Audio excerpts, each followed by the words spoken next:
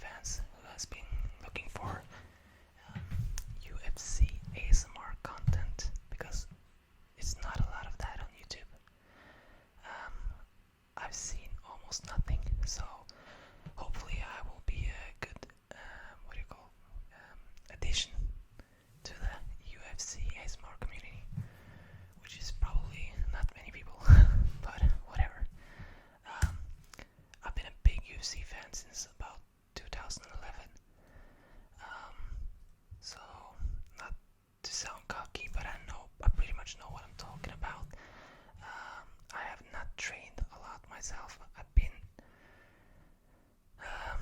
in some gyms for a couple of months and stuff, some jiu-jitsu, some kickboxing, and some MMA, 3 different gyms, but unfortunately I haven't stuck with it.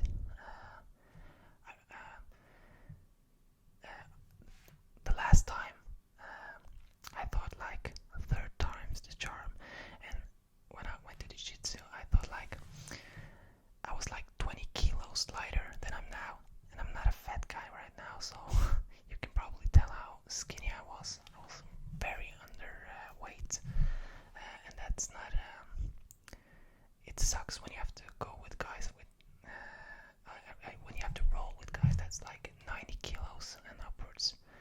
When you weigh like 50 kilos yourself, you get smashed. So I started kickboxing, and I loved it, but unfortunately because of COVID and stuff and having a baby, it was almost impossible to train. The center closed down when it opened up. I was busy with diapers and stuff, so yeah, hopefully I will get back to it. But as I said, I have decent knowledge when it comes to UFC, so in this video I'm just going to be talking about what I think about the event, the fighters, and everything around the event.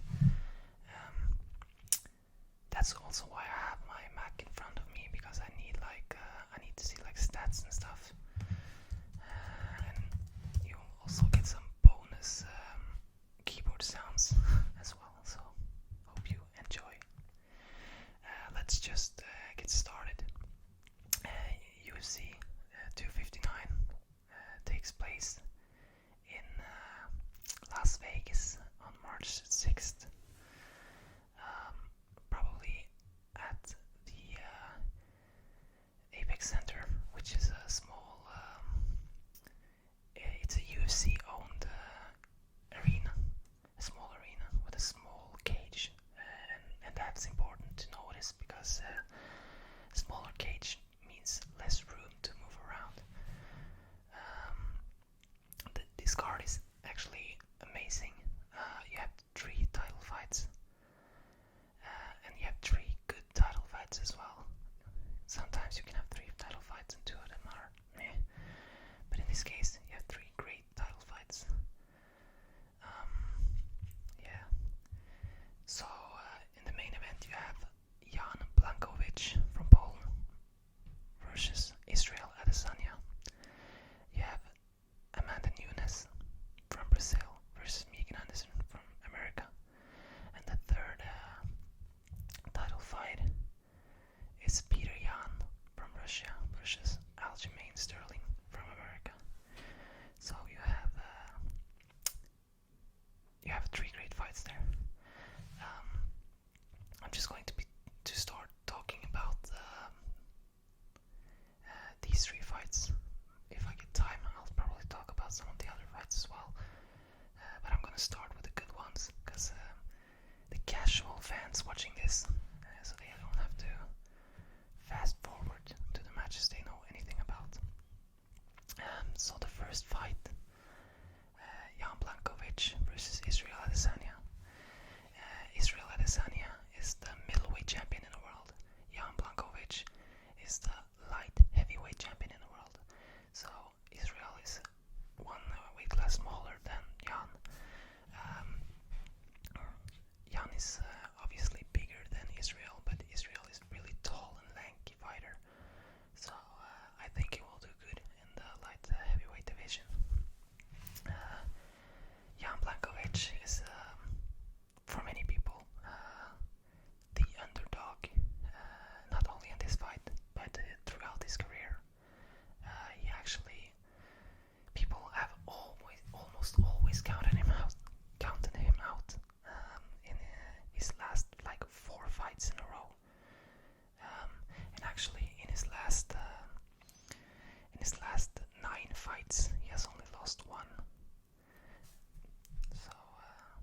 it's interesting.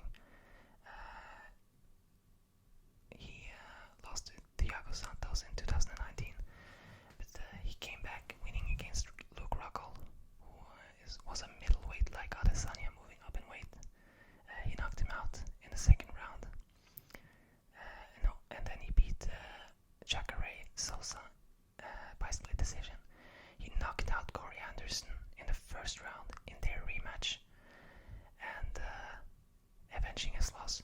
And now in his last fight, he knocked out Dominic Reyes in the second round. And people have been preaching about his Polish power, because he really is powerful. When he beat Dominic Reyes, I was, as many other people, picking Dominic Reyes to win that fight, but he just looks so powerful. It was amazing. He looked like he fought somebody from like welterweight or something, because he looked so much bigger and more powerful. And the last time I had that feeling was when I saw Anthony Ramble Johnson fight Alexander Gustafsson. I actually saw that fight live in Stockholm. I'm not Swedish, by the way, I'm Norwegian, but I went to Stockholm to see that fight. And it was just, I was cheering for Gustafsson, because I'd always cheer for Scandinavians, but he got annihilated, if I can say so. Anthony Ramble Johnson made the cage look so small. It looked like Gustafsson just couldn't, I don't know how I can explain it, but it looks like it was trapped in there with like a monster or something. And in some terms he was. And I feel like Jan Blachowicz has some of the same aura in terms of the power and how big he feels. I thought that Dominic Reyes was moving good. He was moving around great, and many people believe that Dominic Reyes beat the pound-for-pound greatest fighter of all time, in my opinion, John Jones, in his last fight. Because he has the speed. He has not like power, but he has like the precision punches to knock people out. He knocked out Chris Weidman with a clean left cross in his last fight. And he's really precise with his punches, and he's super athletic. But Jan just made him look like small for the weight class. Oh my god, this Mac is so old, so I can hear like the fan noise going crazy. Anyways, I will just leave the MacBook for a couple of moments just to let it rest or whatever. But my thoughts on the fight is that they both have many ways to win, and that's the most interesting stuff about the MMA, is that you have many ways to victory. It's not like football or soccer where you have to score a goal, either be or you have multiple ways to win a football match as well, or a soccer match as well. But in MMA you have so many different styles. I'm going to make another video to talk about why I think MMA is the best sport in the world. I have many good arguments, so I won't be talking about that today, but these fighters, Adesanya and Blachowicz, have many ways to victory. We can start with Jan Blachowicz, who is defending his title.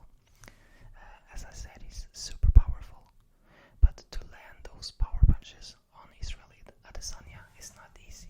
Israel is one of the best kickboxers in the world, not only MMA fighters, but kickboxers. And MMA fighters normally is good in everything, but they are not great in one thing. Some are, of course, but most of the time they are really, really good. But if you take like a top MMA fighter who wins most of his matches with Brazilian Jiu-Jitsu, if you take him and put him in a Jiu-Jitsu championship, he will be like maybe top 15. And in MMA, he's probably the best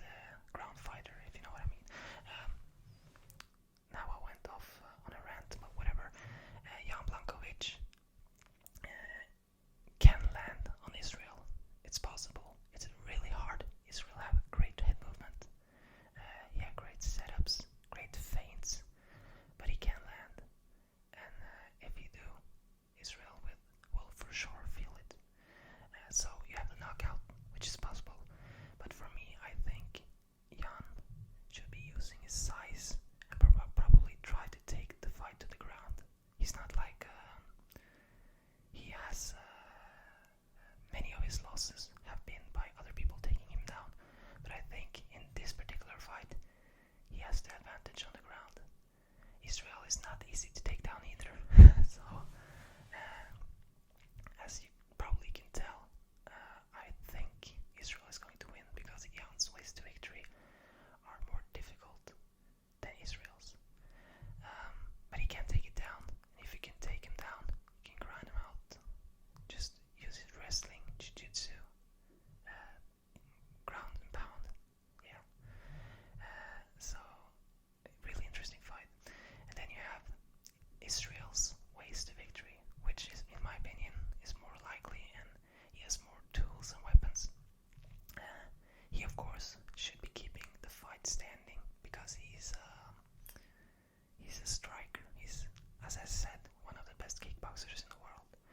So he should keep the fights standing and not engage with Jan in the pocket like he did with Whittaker, who was standing right in the pocket. And if you do that, you have to be able to take your opponent's punches. You should be technical, keeping him at range. I feel like if Israel is going to win this fight, it's going to be by leg kicks, feints, and I think feints is the most important tool Israel have in this fight, and he for sure will be using it. His camp down in New Zealand is famous for feinting, and their main coach have a philosophy that the person that throws more feints in a fight win the fight 9 out of 10 times. Because when you feint, you get your opponent to react, you get your opponent's mind working, and you can like mentally drain them. You can set up traps. You can do many things by feinting. And we have seen in Jan's career that he's biting on feints in his earlier fights. He's a reactive fighter. You see it when people feint, he reacts. He pulls up the guard. He pulls down the guard. Whatever he thinks you're coming with, he's going to protect himself. So Israel needs to feint. He needs to throw leg kicks. And he needs to set up. He needs to take his time and outstrike Jan, either to a decision or by setting up a knockout. There's not much more to say about that fight. I think Israel going to win, but I will not be surprised if Jan can land that Polish power. Okay, over to the next fight, or the next title fight. We have Amanda Nunes versus Megan Anderson. Obviously, Amanda Nunes is a heavy favorite in that match. I think if you bet on Megan Anderson and she wins, you get like 8 times your money back. So, but it's not impossible for her to win. Megan is really tough, and she finishes a lot of fights. Like I think her last fight, she has finished every one of her opponents. When she wins, she has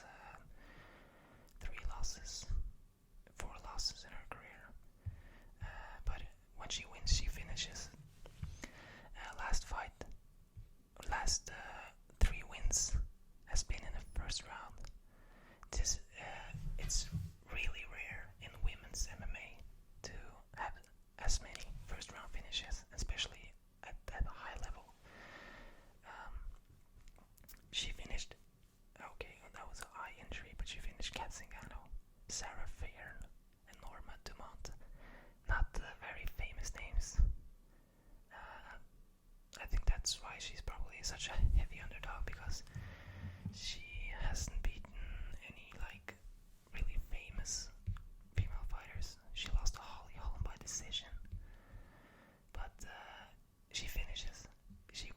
She finished her last opponent in the first round with a right cross. She finished the opponent before that with a triangle choke, also in the first round. So she's a finisher, and even though Amanda Nunes is probably the most dominant champion in the UFC, we have seen weaknesses. We have seen her struggle. When she fought Germaine de Randamie, I actually thought Germaine de Randamie was outstriking her, and also that's why Amanda had to take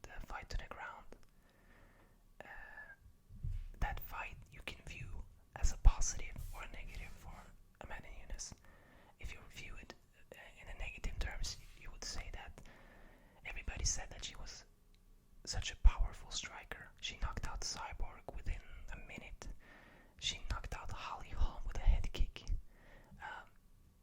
But when you see her get outstriked by Germaine Randomie, you show that, oh, maybe she's not the best striker in UFC, even though she knocked out probably two of the, or Ronda Rousey as well, even though she probably knocked out the top 4 best fighters, and she's number 1, so the 3 under her, she finished them all. I still think that Germaine proved that she's probably a better striker when it comes to clean stand-up. Germaine is a famous kickboxer from the Netherlands, but Amanda showed, and if you look at it in the top positive terms, Amanda showed that she can change up her game and do some wrestling when her stand-up is not enough. So she took Germaine down and just grinded her out for 5 rounds, dominating, even though she was losing the striking battle. And then she finished, or she didn't finish, but she won over Felicia Spencer in her last fight via unanimous decision. And fun fight, Felicia Spencer is actually the last person to beat Megan Anderson. So Amanda Nunes won against Felicia, who beat her new opponent Megan Anderson. So it looks like Amanda is going to win this one as well, but I believe that we can see a miracle here, that we can see Felicia Spencer just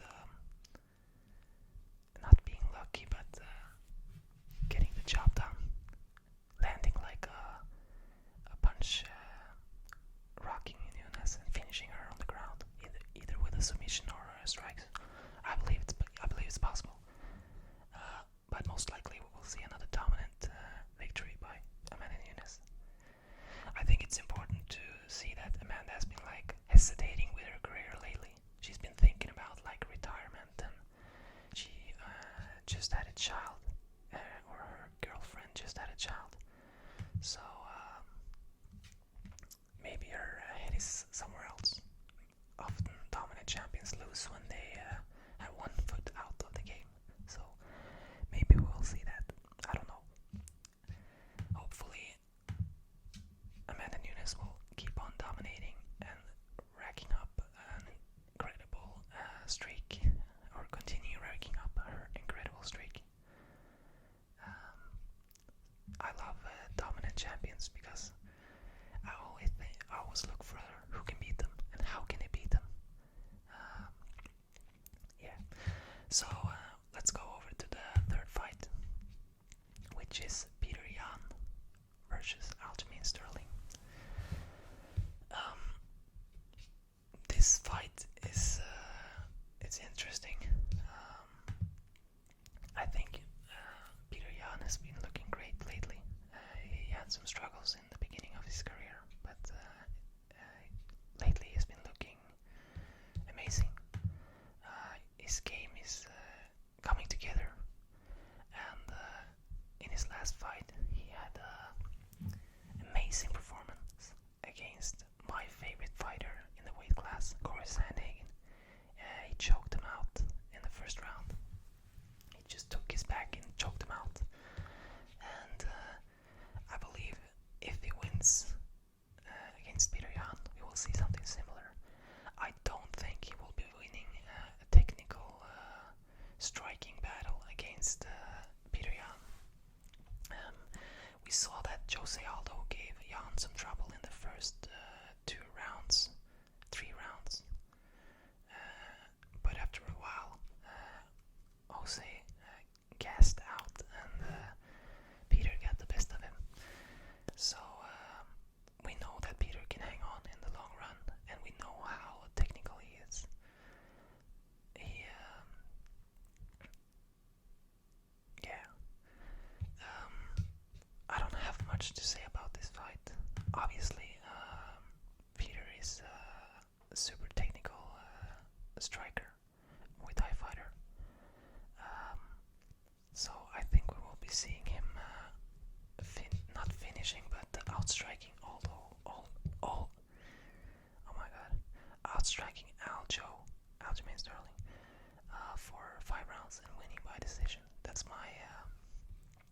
That's what I think is going to happen.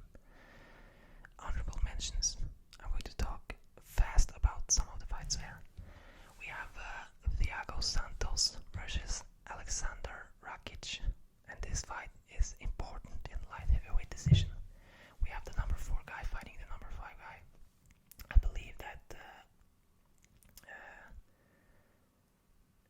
Thiago Santos could have been champion now under different circumstances. He tore both his ACLs. He had a knee injury against John Jones. If not, I believe he would have won that fight. He also, I don't know where his mind was at in his last fight against Glover Teixeira. Glover is a gangster. He finds a way to win, and that fight was incredible. I always root for the underdogs almost every time, so I was glad to see Glover win that fight. But Thiago Santos has power in the light heavyweight division. He's one of those fighters, which is like Jan Blachowicz or Anthony Johnson, Ramble Johnson, who has that power and makes you seem so small in the cage. Aleksandar Rakić dominated Anthony Smith in his last fight. Before that, he lost a split decision to Volkan Ozdemir, but really, he's been on a tear since his first fight. Actually, he has only one loss, he has 2 losses. One loss was his first fight in 2011, and after that, he has won everything except one split decision to Volkan Ozdemir. So, I think in this fight, I'll actually be rooting for him, because he's young, he's almost undefeated, and I think him winning and getting a shot at the light heavyweight title against maybe the winner of Jan or Israel would be great. It's a great storyline. And the last fight I'm going to talk about is Islam Makhachev versus Drew Dober. Drew Dober, in my opinion, was a mid-tier fighter until recently. He has been knocking people out left and right. He knocked out, he was on a 3-fight win streak before he lost to Benil Dariush, who submitted him in the second round. After that, he's been on a tear. He knocked out Polo Reyes in the first round with a left cross. He knocked out Nasrat Hakaprast in the first round, also with a counter cross, and they finished him with ground and pound. And in his last fight, he knocked out Alexander Hernandez, which is a great prospect in the UFC. People have had big thoughts about, and still have, about Alex Hernandez. So it's super impressive by Drew Dober, and he was so composed in the Hernandez fight. I was like, it was amazing to see how he always has his guard up. He's always ready for everything, and it's going to be exciting. Islam Makhachev, he is the heir to Khabib's throne. If you ask the Russians, he has been training with Khabib for his whole career. He's on a 6-fight win streak. His last loss was against Adriano Martins in 2015, and before that he has never lost. His record is actually 18-1.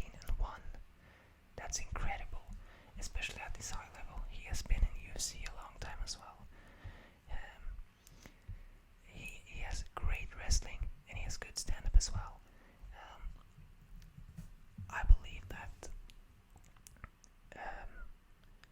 people most likely think that Islam is going to win this fight, and I think he can. He has more ways to win, but I think people must not look, overlook Drew Dober, because Drew Dober is such a composed striker. I don't think he will. Islam has a chance of knocking out Drew Dober. He has a chance of, obviously, to out-wrestle him. And I think if he's going to win, that's probably the way he's going to do it. Drew Dober also has a chance to use his incredible striking to hurt and finish Islam. We'll see what happens. So that's UFC 258. We also have Joseph Benavidez is fighting, Dominic Cruz is fighting. A lot of great fighters. And to my fellow UFC fans, I really encourage you to take a look at the prospects fighting on this card, because you have a lot of young talent who are coming into the UFC, and in my opinion, if you check out their previous fights and try to make up in your mind who is going to win between the fighters in the prelims and stuff, the whole card gets a lot more interesting. You can educate yourself